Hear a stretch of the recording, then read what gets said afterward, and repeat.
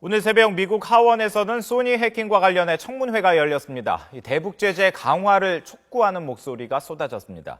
이런 가운데 북한은 유엔 주재 북한 대사의 기자회견을 통해서 한미연합 군사훈련을 중단하면 올해 한반도에서 많은 일들이 가능하다고 말했습니다. 미국 연결해서 자세한 소식 알아보겠습니다. 왕선택 특파원. 네, 왕선택입니다. 네, 뉴욕에서 열린 북한 기자회견 소식부터 알아보도록 하겠습니다. 북한이 한미 군사훈련 중단을 다시 한번 요구했다고요? 네, 그렇습니다. 북한은 이미 지난 9일에 미국에 대해서 올해 한미 연합 군사훈련을 중단하면 북한도 핵실험을 중단할 수 있다는 제안을 한 바 있습니다. 미국은 국무부 대변인 논평을 통해서 이것을 암묵적 위협으로 본다면서 제안을 거부한 바 있습니다만 똑같은 제안을 거듭해서 제기한 것입니다.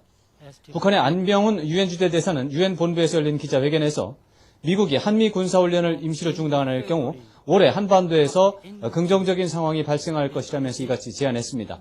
안병훈 대사는 특히 북한은 미국 정부 당국자를 직접 만나서 이 제안을 구체적으로 설명할 용의가 있다고 말했습니다. 안병훈 대사는 북한의 이번 제안에는 많은 함의가 있다면서 미국에 대해 제안을 받아들일 것을 촉구했습니다. 한편 소니 해킹 문제와 관련해서 안병훈 대사는 북한이 아무 관련이 없다고 주장하면서 미국에 합동조사를 거듭 제안한다고 말했습니다. 또 미국 정부는 북한 수행소를 입증할 증거를 제시해야 한다면서 소니 해킹과 관련한 대북 제재 추가는 완전히 자의적인 것이라고 비난했습니다.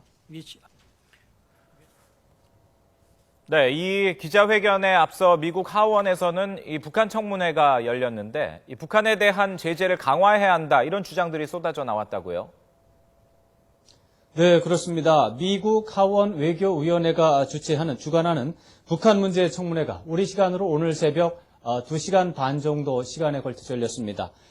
청문회에는 미국 국무부와 재무부, 국토안보부 고위 당국자들이 나와서 소니 해킹 사건에 대한 대응을 중심으로 한 대북 정책 내용을 설명했습니다.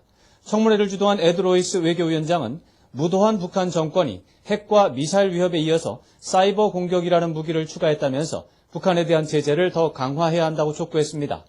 로이스 위원은 특히 지난 2005년 방코델타 아시아 금융 제재와 마찬가지로 북한 정권과 거래하는 아시아와 전 세계 금융기관에 대한 제재 법안을 조만간 다시 추진하겠다고 밝혔습니다.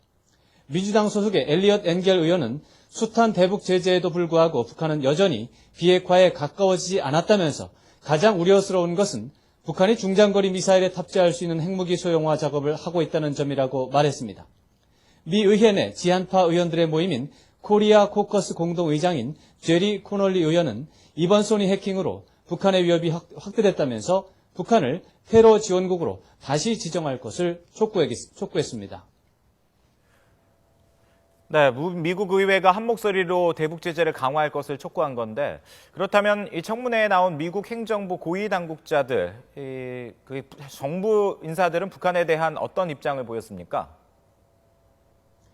전반적으로는 아주 강경한 대응 태세를 방침을 천명했습니다. 그러면서 동시에 북한과의 대화 가능성도 동시에 언급하면서 균형감을 갖추는 모습을 보여줬습니다. 국무부의 성김 대북정책 특별대표는 북한이 불법 행위를 하는 데 따른 비용을 높이고 국제적 의무와 규범을 준수하도록 가용한 수단을 전면적으로 동원해서 압박을 가할 것이라고 말했습니다. 김 대표는 특히 새로운 대북 제재 행정명령은 소니 해킹 사건에 대한 대처뿐만이 아니라 앞으로 북한의 불법 행위를 전면적으로 다뤄나가는 기본 틀이 될 것이라고 소개했습니다. 다만 김 대표는 북한과의 대화 가능성이 열려 있다는 입장도 동시에 표명했습니다. 특히 북한에 대해서 육자회담 재개에 앞서 비핵화를 완료하라고 요구하는 나라는 없다면서 북한의 비핵화 의지 표명이 중요하다고 지적했습니다. 이 발언은 북한이 구체적인 비핵화 행동을 보이지 않고 단지 의지를 표명하는 조치만으로도 북한과 협상을 할 수 있다는 입장을 구체적으로 표현한 것으로 북한과의 대화 의지를 적극적으로 밝힌 것으로 해석됩니다. 북한을 테러 지원국으로 다시 지정하라는 정치권 요구에 대해서는 법적 요건을 갖춰야 한다면서 특히 북한이 국제적인 테러 사건에 연루됐다는 판단이 선행돼야 한다고 지적했습니다. 지금까지 워싱턴에서 전해드렸습니다.